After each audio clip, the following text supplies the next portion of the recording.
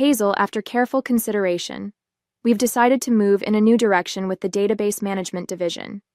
Your position has been eliminated, effective immediately. The tech industry requires fresh perspectives, and frankly, your methods are replaceable and outdated. HR will contact you Monday regarding final paperwork.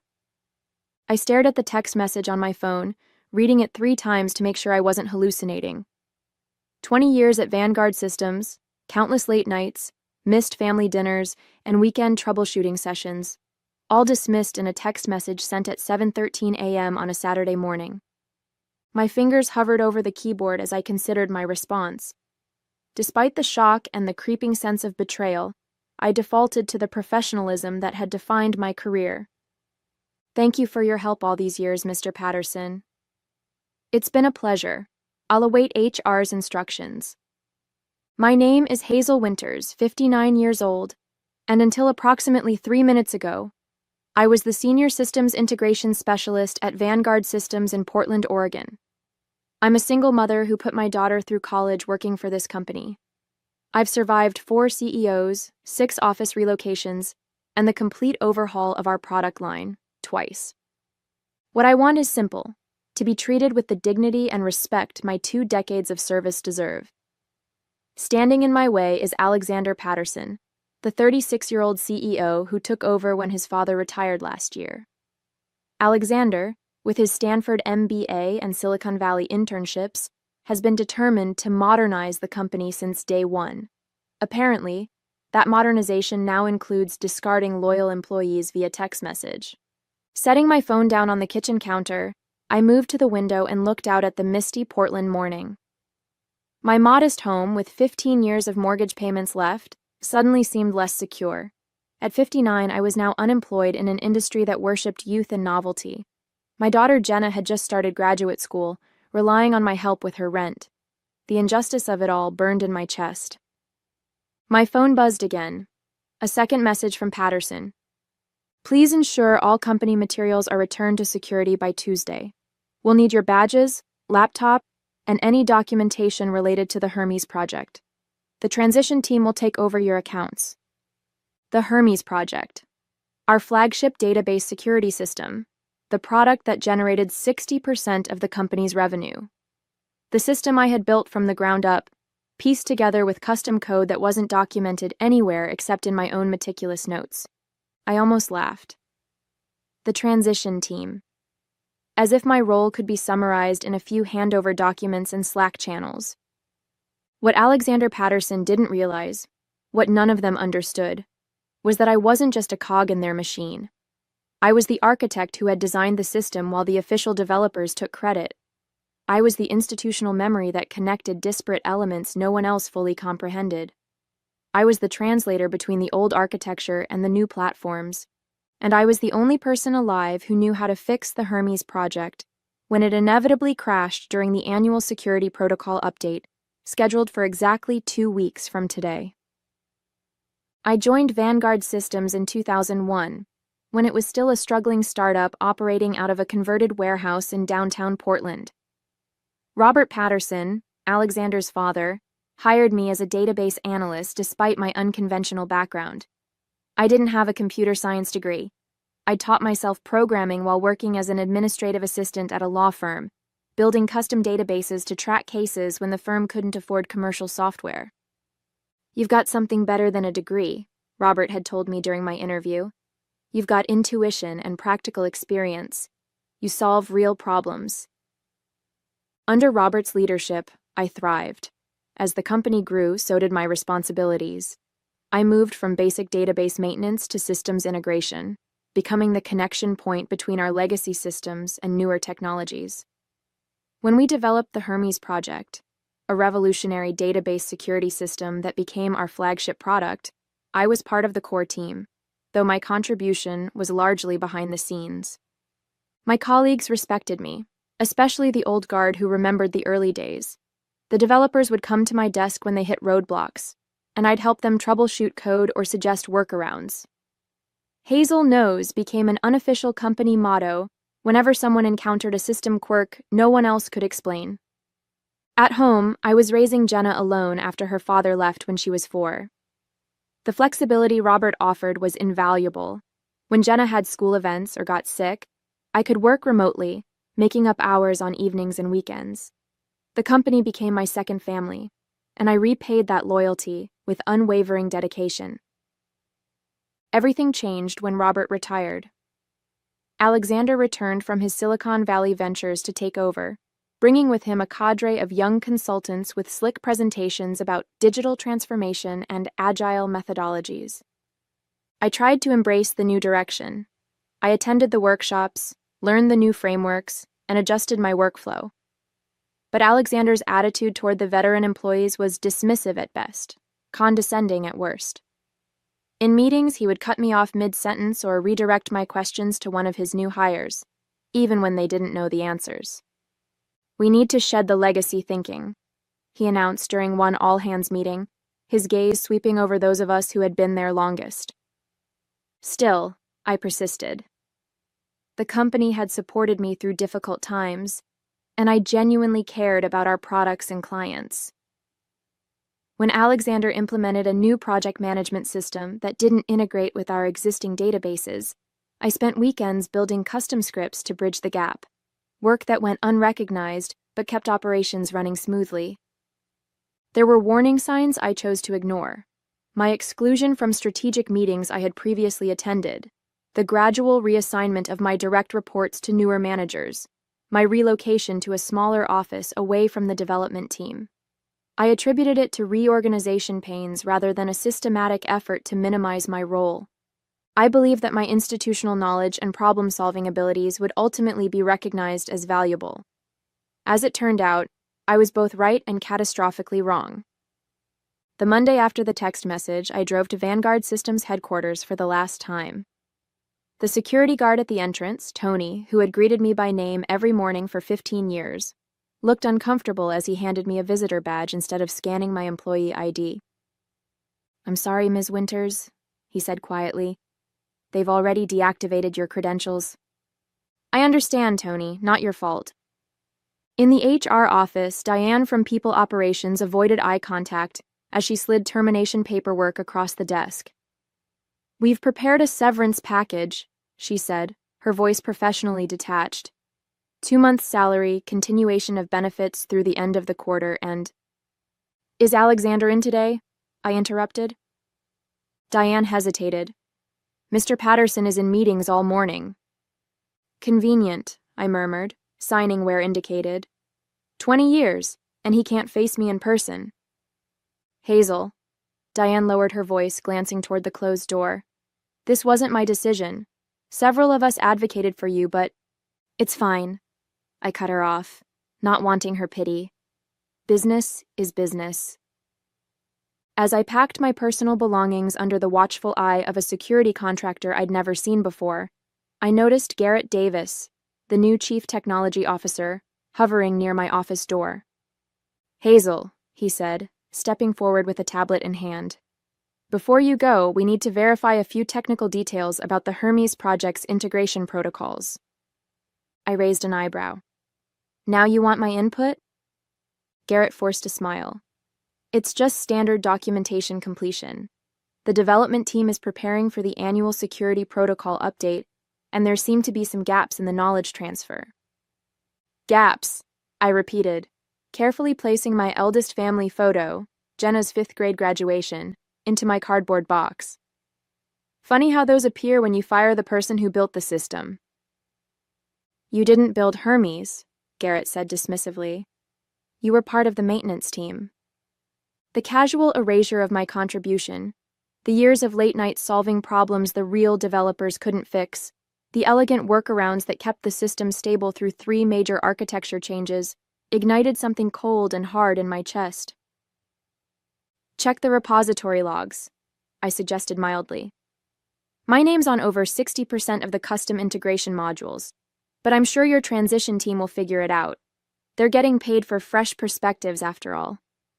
Garrett's smile faltered. "Just a few questions, Hazel.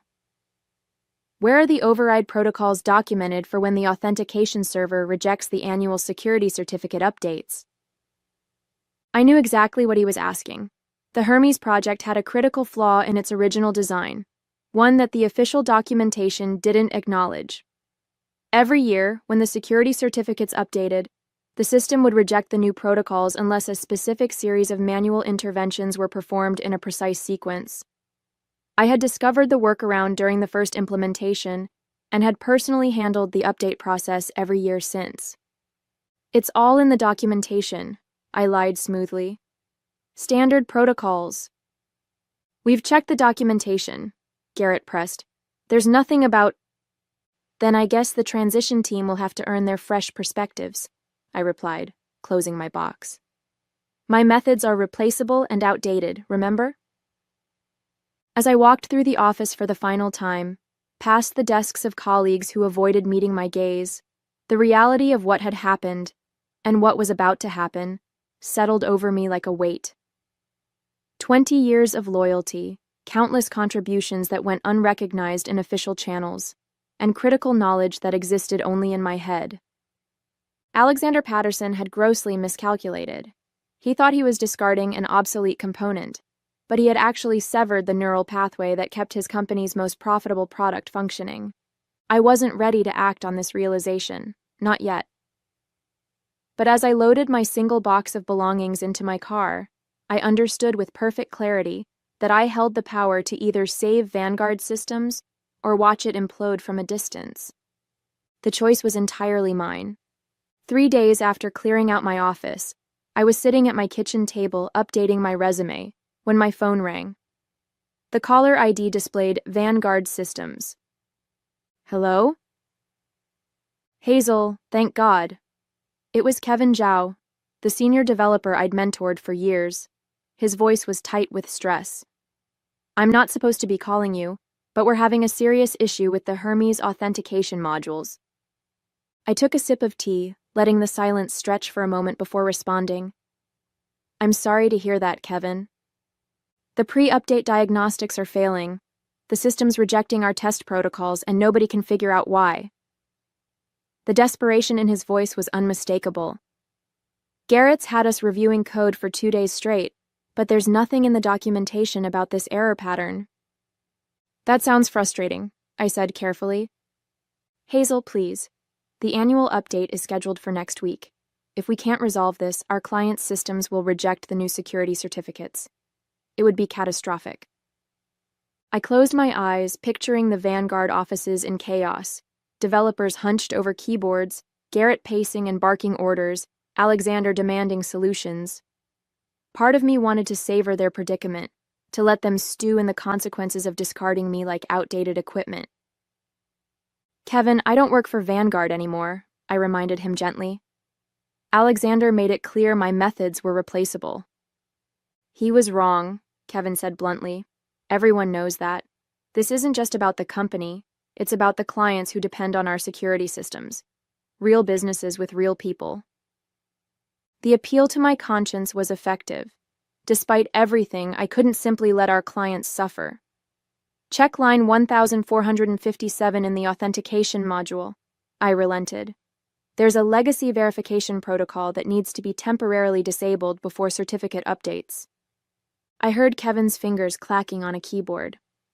"That's undocumented," he murmured. "Why would that—" "Never mind, I see it now. Hazel, you're a lifesaver."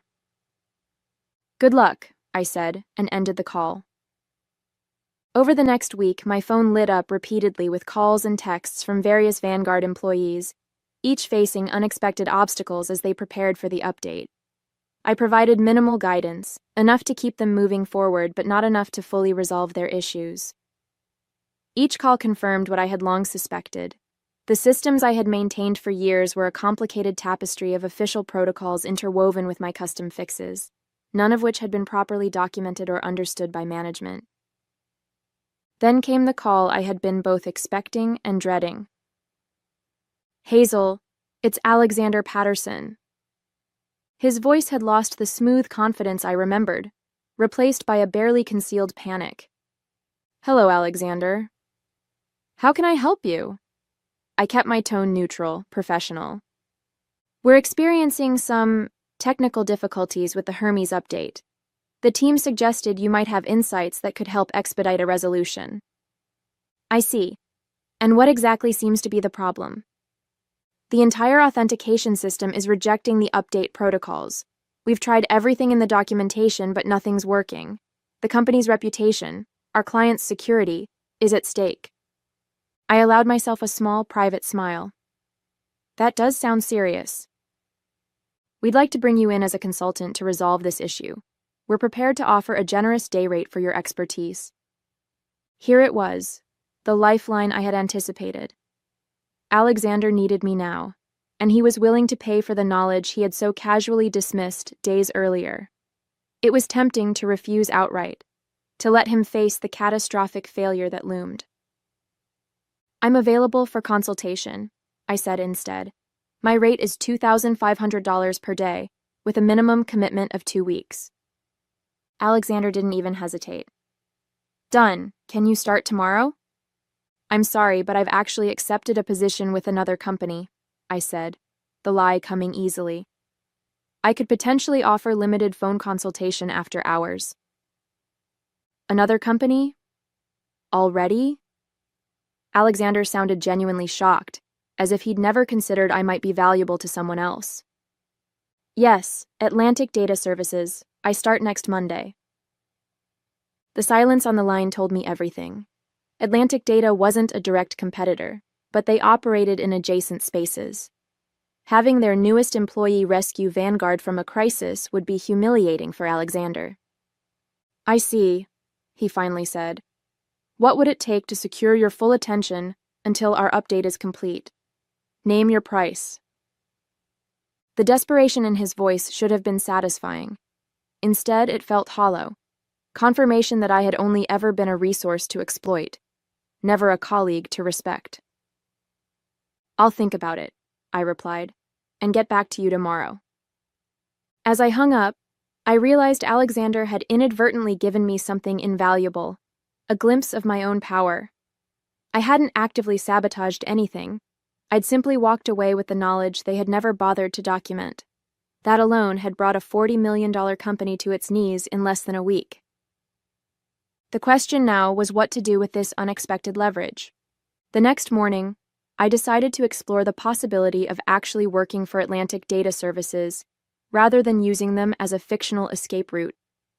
Their website listed several open positions, including a systems integration consultant role that matched my experience perfectly. On impulse, I submitted my resume and a customized cover letter. Within hours, I received a call from their HR department requesting a preliminary interview. By the end of the day, I had spoken with both the HR director and the head of their integration team. The connection was immediate. They valued my experience rather than viewing it as obsolescence, and they seemed genuinely excited about the institutional knowledge I could bring. We'd like to bring you in for a formal interview tomorrow, the HR director said. The team is very impressed with your background. As I hung up, my phone buzzed with another call from Vanguard, this time from Garrett Davis. Hazel, the situation is critical, he said without preamble. We've got less than a week until the update goes live, and we're nowhere close to resolving the authentication issues. Alexander said you might be available as a consultant? I'm considering it, I replied, though I'm surprised the transition team is having such difficulty. I was told my methods were outdated. Garrett's sigh was heavy with frustration. Look, we both know Alexander handled your departure poorly. But this is bigger than that now. Our clients include 3 major financial institutions and a government contractor. If their security systems fail? I understand the stakes, Garrett. That's why my consultation fee is non-negotiable. Whatever Alexander offered, we'll pay it. Just tell us what you need. I considered my response carefully. I'll need complete access to the system remotely. No supervision, no micromanagement. And I want it in writing that any solutions I provide remain my intellectual property, licensed to Vanguard for this specific implementation only. That's not standard. Neither is firing someone by text message after 20 years of service, I interrupted. Those are my terms. After a moment's hesitation, Garrett agreed. Within the hour, I received a formal consultation agreement from Vanguard's legal team, along with remote access credentials to their development environment. I spent that evening examining the Hermes system, confirming what I already knew. Without my specific interventions, the authentication modules would fail catastrophically during the update. The solution wasn't particularly complex, but it required intimate knowledge of the system's quirks and historical workarounds, knowledge that existed only in my head. The next day, I attended my interview at Atlantic Data. It went even better than I'd hoped. They were genuinely impressed by my experience, asking thoughtful questions about my approach to systems integration and legacy system management. By the end of the 3-hour session, they extended an offer, a senior position with a salary 30% higher than what I'd made at Vanguard, plus benefits and a flexible work arrangement. "We need someone with your depth of experience," the director explained. "Someone who can see the connections between systems that others miss." I accepted on the spot, with a requested start date in 2 weeks, giving me time to resolve the Vanguard crisis without conflicting interests. That evening, as I prepared to implement the fixes for Hermes, my phone rang again. It was Robert Patterson, Alexander's father and the former CEO. "Hazel, I just heard what happened," he said, his voice heavy with regret. "I want you to know that this is not how I built this company, not how I taught Alexander to lead." "I know, Robert," I said, genuinely touched by his call. "Alexander told me they've had to bring you back as a consultant because no one can figure out the update process," he continued. "It confirmed what I always knew, that your contributions went far beyond what was formally recognized." I stayed silent, unsure how to respond. "The board is meeting tomorrow," Robert added. "Alexander's leadership is being questioned. The Hermes crisis has shaken their confidence, and there are rumors about other key employees planning to leave." This was unexpected. I had anticipated creating problems for Alexander, but potentially causing his removal as CEO? That seemed excessive, even given his treatment of me. "What are you telling me, Robert?" "I'm telling you that you have more power right now than you realize," he said carefully. "How you handle this situation could determine the future leadership of Vanguard Systems." After we hung up, I sat motionless, absorbing this new information.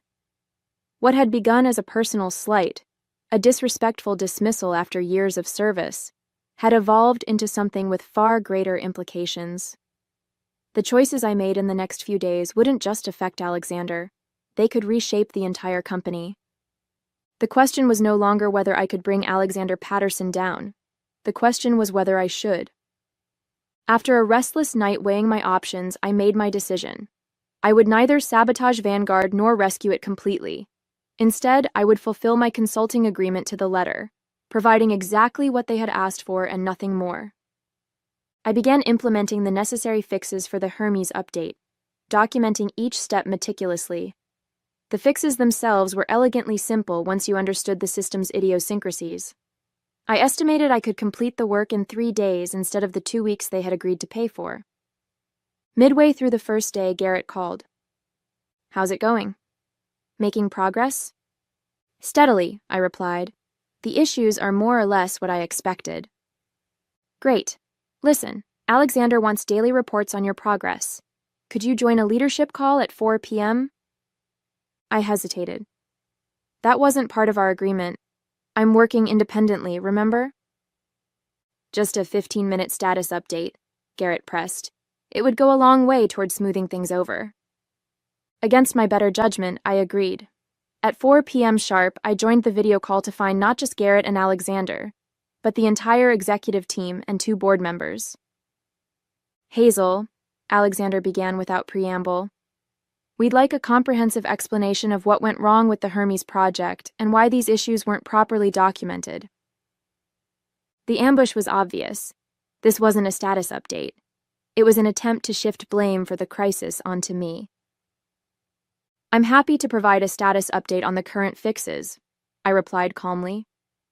"As for documentation gaps, that would require a separate analysis beyond the scope of our consulting agreement. Given the critical nature of this failure, I think we deserve a full explanation," insisted Vivian Ross, a board member I'd never met. I took a measured breath. With respect, what Vanguard deserves and what our agreement covers are different matters.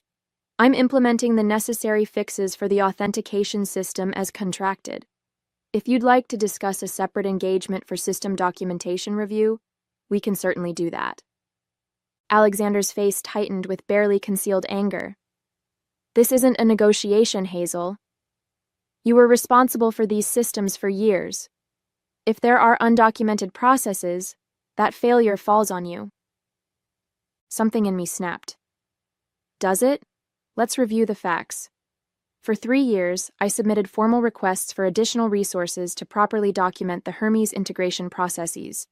Each request was denied due to budget constraints. Last year, I created a comprehensive training program for the development team, which was canceled when you decided to streamline operations. 6 months ago, I explicitly warned about the risks of undocumented processes during the annual security update. That email was sent to everyone on this call. Silence fell over the virtual meeting. I continued, my voice steady. Furthermore, I spent my final 2 weeks at Vanguard creating transition documents for my successor, documents that were apparently ignored. So no, Alexander, this failure doesn't fall on me. It falls on a leadership team that systematically undervalued institutional knowledge in favor of fresh perspectives. The board members exchanged glances. One of them, James Wheeler, leaned forward. You mentioned an email warning about this specific issue? Yes. Dated January 15th. Sent to the executive distribution list and the development leads. I believe the subject was critical documentation gaps in Hermes authentication protocols. Several people were now visibly searching through their email archives. Alexander's expression had shifted from anger to alarm. I'll continue with the contracted fixes, I concluded. You'll have a fully functional system for the update. But I won't accept responsibility for management decisions that created this situation. I ended the call before anyone could respond. Within minutes, my phone was buzzing with messages, first from Garrett, then from James Wheeler, and finally from Robert Patterson. Hazel, the board is calling an emergency session. Would you be willing to speak candidly about the state of the Hermes project? Robert. I stared at the message, understanding its implications. The board was considering action against Alexander, and my testimony could be the deciding factor. It was more power than I had ever expected to have, or wanted. Meanwhile, a new complication emerged. As I dug deeper into the Hermes system, I discovered that Alexander's team had already attempted some fixes before calling me. Fixes that had further destabilized the core authentication modules. The damage was more extensive than I'd initially assessed, and correcting it would require significant reconstruction of key system components. The timeline suddenly became much tighter. The update was scheduled in 4 days, and clients were already being notified of the planned security enhancement. Missing this deadline would not only embarrass Vanguard, it would create genuine security vulnerabilities for their clients. I had a choice to make. I could complete only the work explicitly outlined in our agreement, leaving Vanguard to discover the additional issues on their own, or I could go beyond our agreement to ensure the system was fully functional. As I contemplated my options, one thing became clear. Whatever I decided would determine not just Alexander's fate, but potentially the future of Vanguard Systems itself, a company that, despite everything, had been my professional home for 20 years. I decided to fix the entire system, not for Alexander, but for the clients who depended on Vanguard's security products and the employees whose livelihoods were tied to the company's success. Working through 2 nights straight, I rebuilt the damaged authentication modules and implemented a robust update protocol that would prevent similar issues in the future. On the morning of the 3rd day, with the system repairs complete, I received an unexpected call from Alexander himself. Hazel, we need to talk, he began, his tone carefully modulated. The board has called a confidence vote for tomorrow. Before they decide, I'd like to offer you your position back, with a substantial raise and a seat on the leadership team. The desperation in his voice was evident. This wasn't an apology or a recognition of my value. It was a last-ditch attempt to save himself. I've already accepted a position elsewhere, I replied calmly. Whatever they're offering, I'll double it, he pressed. We've worked together for years, Hazel. Don't let one misunderstanding destroy that relationship. One misunderstanding? You fired me by text message after 20 years, calling me replaceable and outdated. That wasn't a misunderstanding. It was a deliberate choice. I made a mistake, he conceded, desperation creeping into his voice. I underestimated your contribution, but we can fix this. A fresh start. I'm not interested in a fresh start with Vanguard, I said firmly. I've completed the contracted fixes for the Hermes project. The system is stable and ready for the update. I've also prepared detailed documentation for the process going forward, which I'll send to Garrett today. Is there nothing I can say to change your mind? Yes, there is, I replied. You can say thank you for the 20 years I dedicated to Vanguard, for the nights and weekends I sacrificed, and for the innovations I contributed that were never officially recognized. You can acknowledge that experience has value alongside fresh perspectives. The line went silent for several seconds. Thank you, Alexander finally said, his voice subdued. For everything you did for Vanguard. You're welcome, I replied. The board's meeting is at 10 a.m. tomorrow, correct? Yes. Will you be speaking to them? Yes, Alexander, I will. I'll be telling them exactly what happened, not to punish you, but because they deserve the truth about how their company is being managed.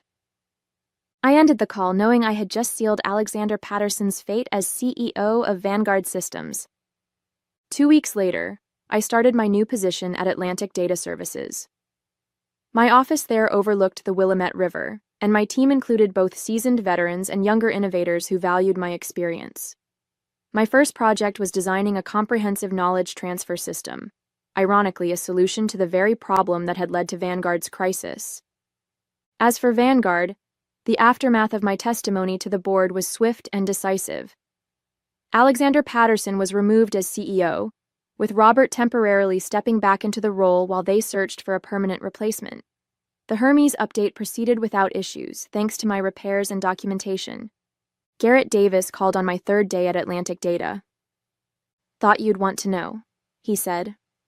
Robert's implementing a complete overhaul of our knowledge management systems.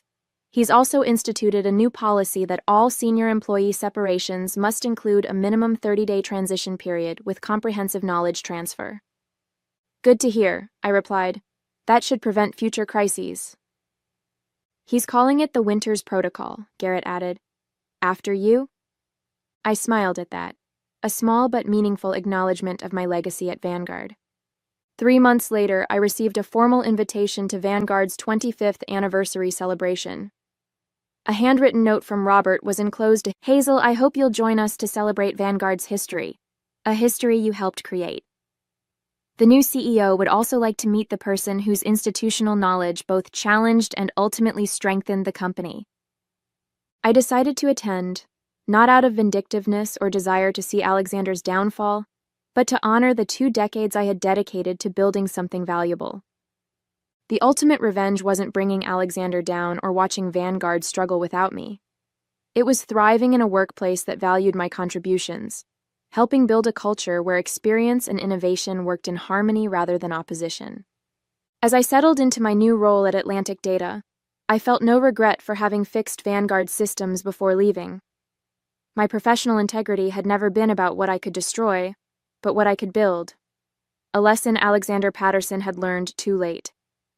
The text message that had seemed so devastating on that Saturday morning had actually been a gift, pushing me out of a company that no longer valued me and into one that did.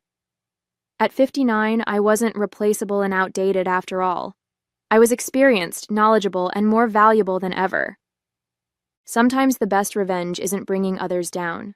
It's rising higher than they ever thought you could.